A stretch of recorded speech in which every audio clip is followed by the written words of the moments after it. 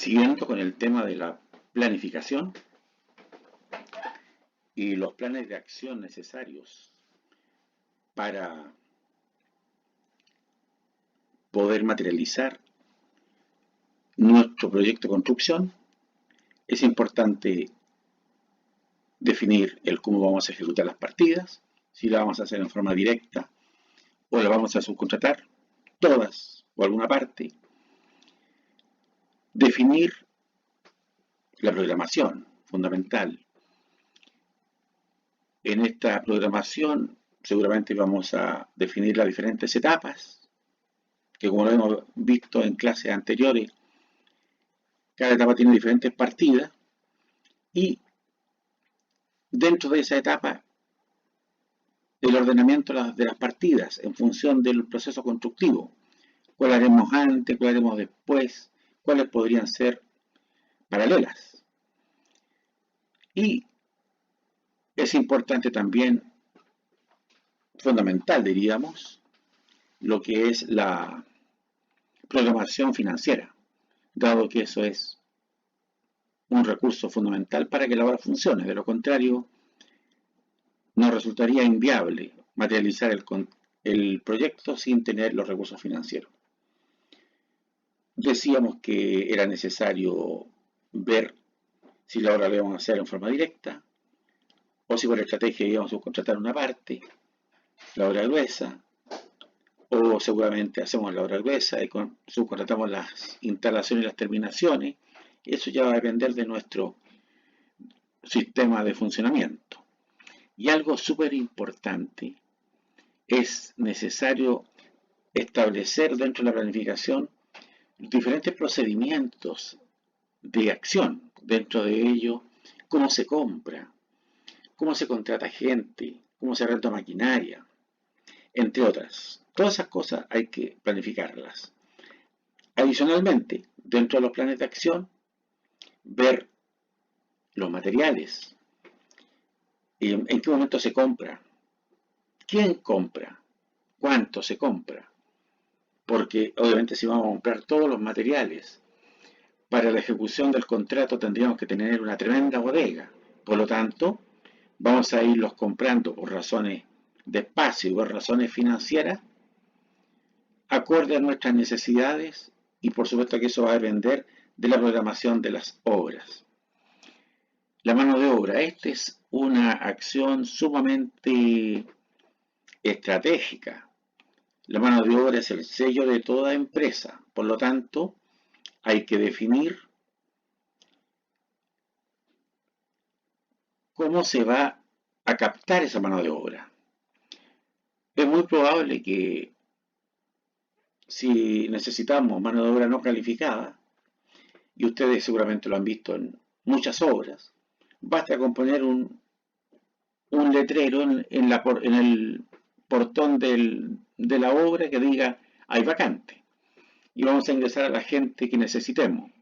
Diferente es que ya necesitemos gente calificada, maestros específicos, con mayor razón ya supervisores, jefes de obra, y para qué hablar el profesional.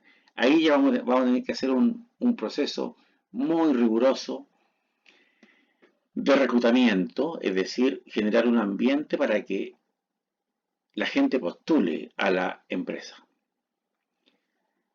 Importante, empresa constructora de la región necesita supervisores de obras viales. Por ejemplo, es un proceso de reclutamiento. Se hace un inserto en algún medio local, también en algún sitio web, etc. Luego vamos a tener que seleccionar a los mejores postulantes.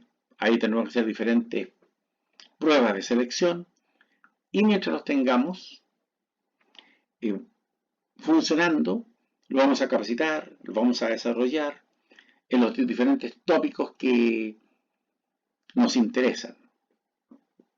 Los equipos de construcción hay que arrendarlos, hay que establecer las condiciones bajo las cuales se arriendan. Con equipos menores simplemente vamos a ir a un lugar de arriendo de equipo, nos van a pedir una garantía, nos vamos a llevar el equipo y cuando lo vamos a devolver vamos a cancelar. previa revisión del equipo. Pero ya con los equipos mayores hay que establecer un valor hora, hay que establecer un mínimo de trabajo. ¿Cuánto va a trabajar mínimo? 6 horas diarias, 30 horas semanales, 120 horas mensuales, dependiendo de el tiempo en que tengamos este equipo. Y hay que definir los traslados a la obra. ¿Quién lo va a hacer? Es una tarea delicada. Ojalá que lo haga el que nos arrienda, de lo contrario hay que asumirlo, buscar la mejor alternativa. Los espacios, no podemos dejar los equipos en la calle, son una inversión que vale millones de pesos y además estamos dejando una garantía sobre ellos, por lo tanto hay que cuidar aquello. ¿Dónde lo vamos a guardar? Decíamos el recurso financiero, fundamental planificarlo. ¿Cuándo vamos a cobrar? ¿Cuánto vamos a cobrar? Y ojalá que nos ajustemos a eso porque la empresa, la obra depende de esos recursos. El recurso de información, fundamental. ¿Qué necesita cada persona del staff de la obra para funcionar? ¿Qué información necesita el profesional? ¿Qué información necesita el jefe de obra? ¿Qué información necesita cada supervisor? El administrativo, el trazador, etc. Como se pueden dar cuenta, cada persona que guarda una responsabilidad necesita una información específica para poder funcionar. La logística, otro tema relevante. ¿Quién va a hacer la mantención de los equipos? Si se trata de una obra donde tenga mucho equipo de construcción, una obra de edificación en altura o una obra vial, ¿quién va a hacer la mantención de estos equipos? ¿En qué momento? ¿La vamos a hacer con algún personal externo? ¿Pero irá a llegar cuando lo necesitamos? ¿O lo vamos a hacer con gente contratada por la casa, como se dice, que a lo mejor va a tener inactividad en el momento en que todos los equipos estén funcionando? Que sería lo ideal, que todos los equipos funcionen sin problema. El control de calidad, ¿quién lo hace? Un laboratorio autorizado va a ir puntualmente a hacernos algunos controles de hormigón, de suelos, de asfalto, o vamos a tener un laboratorio en terreno. Eso va a implicar construir esa dependencia, va a implicar contratar gente para que funcione. Un laboratorista, hay distintas licencias. C son los operadores de ensayo, licencia B, que ya está habilitado a ser un jefe de laboratorio en terreno. La movilización, el transporte interno dentro de la obra. Va a haber un vehículo de servicio que se desplace a distintos lugares para que pueda traer los diferentes fletes en distintos momentos. Transporte del personal. ¿Hay locomoción colectiva para que la gente llegue a terreno? ¿O vamos a tener que tener buses de acercamiento? ¿Qué pasa con el transporte para el staff de la obra? Para el profesional, para el prevencionista, para el laboratorista, para el topógrafo, para los diferentes supervisores. Más aún si es una obra de extensión, hay que planificarlo. Tal como hay que planificar la comunicación. ¿Cómo nos vamos a comunicar en obra? ¿Vamos a tener radios internas? ¿Quién las va a tener? ¿A quién le vamos a asignar una?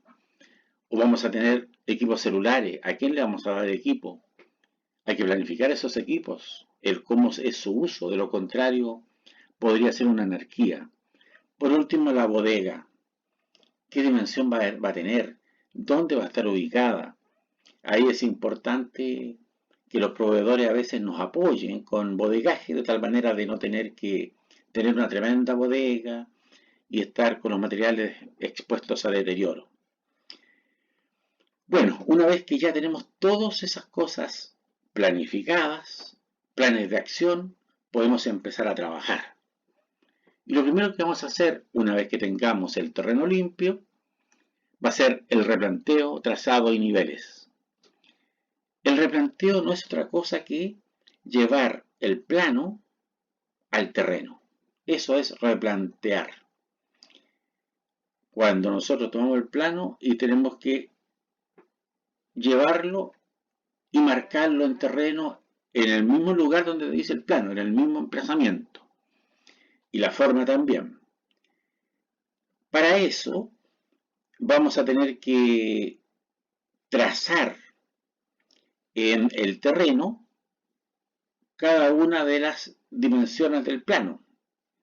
Los anchos de los cimientos, los vértices, donde llegan, los distintos ejes.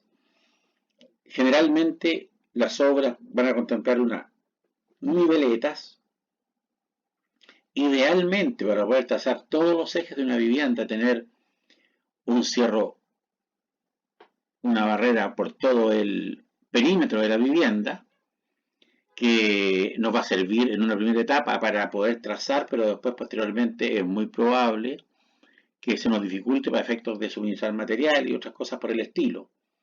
Por eso que hablábamos de los puntos de referencia provisorios y los puntos de referencia definitivos, que era importante estar claro dónde instalarlo. Una vez que tenemos definidas esas crucetas, esas niveletas o ese cierro provisorio, vamos a preocuparnos de tirar lienza, tirar a veces alambre, que van a estar sobre estas niveletas, sobre estas crucetas, preocupándonos, marcando los ejes, marcando los bordes, preocupándonos que se genere una buena geometría correcta. Para eso vamos a ocupar en la práctica el teorema del señor Pitágoras, ¿no es cierto?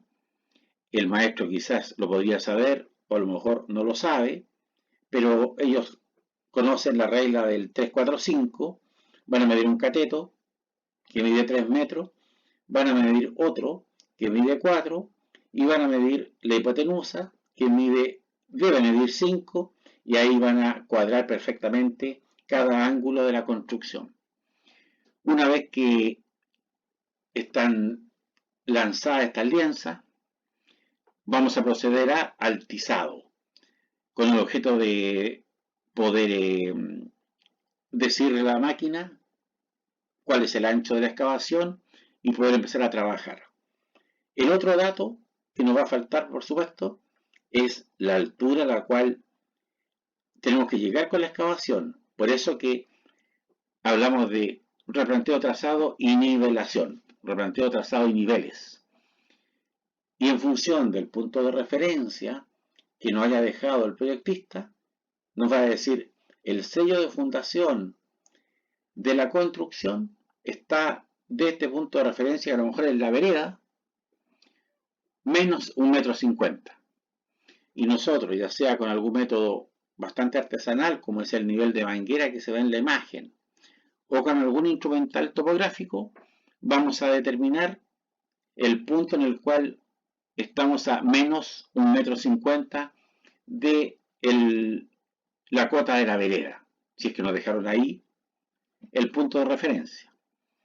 Ese punto al cual se llega, llamado sello fundación, es tremendamente importante porque ahí se produce el contacto entre las fundaciones, o es decir, entre la estructura, con el terreno. Por lo tanto, eso debe ir a revisarlo un ingeniero civil mecánico de suelo, que fue el que diseñó las fundaciones, para decir, sí, estoy conforme, trabajen, hagan las fundaciones, o podría decir, quiero que mejoren esto, incluso nos podrían exigir un emplantillado, un hormigón pobre para dejar ese sello parejo, porque la fundación, el cimiento tiene que apoyarse en un plano horizontal, sin cargas puntuales, por lo tanto tiene que estar eso muy parejo y con una compactación homogénea. Por lo tanto, una vez que ya tenemos todo trazado, estamos en condiciones de excavar lo que es la obra e instalar nuestra instalación de faena, porque en ese trazado también vamos a decir, allá vamos a colocar la oficina, en este otro lado vamos a colocar los baños, la bodega, el laboratorio, etc. ¿De qué va a depender esto? ¿De qué va a depender esta instalación de faena? Por un lado, del tamaño de la obra. Sin lugar a dudas que mientras más grande sea la obra, más dependencias va a tener, más baños va a tener de acuerdo a una normativa por una cantidad de gente. El emplazamiento, ¿dónde se encuentra la obra? Si se encuentra en el centro de la ciudad, vamos a tener que tener una instalación de faena bastante presentable. Si es un lugar rural, a lo mejor no nos vamos a preocupar mucho de la imagen, nos vamos a preocupar más del emplazamiento, ya del funcionamiento. Otro elemento importante para efectos de definir la instalación de faena es la duración de la obra. Si vamos a tener una obra que dure 2 años, por supuesto que nos vamos a preocupar de tener una instalación de faena confortable para que la gente funcione 2 años sin mayores problemas, de manera cómoda y se sienta a gusto. Pero si vamos a hacer una obra de emergencia que dura 2 meses, vamos a poner un container nomás para estar protegidos de la intemperie, una caseta del hogar de Cristo y no vamos a tener mayor inconveniente porque estamos de entrada y salida. Otro elemento importante son las condiciones climáticas. Las condiciones climáticas van a definir la calidad del material con el que esté hecho la instalación de faena. A lo mejor requiere ser muy impermeable porque llueve mucho, requiere tener una muy buena aislación térmica porque hay una zona de mucho calor o mucho frío en las noches, como en el caso de las obras mineras. Ahí hay instalaciones de faena que prácticamente parecen hoteles porque la gente va a permanecer en condiciones climáticas extremas y además por mucho tiempo. Y bueno, obviamente que lo que nosotros construyamos en materia de instalación de faena va a depender mucho del presupuesto disponible. Si tenemos recursos para hacer una buena instalación de faena, si se contempló aquello, perfecto, haremos una muy buena instalación de faena, pero si estamos muy restringidos vamos a tener que hacer algo bastante modesto. Con todo aquello ya estamos en condiciones de comenzar con la obra. Y lo primero que vamos a hacer, como decíamos, era la obra gruesa, en donde la primera partida de obra gruesa que vamos a ejecutar van a ser las excavaciones.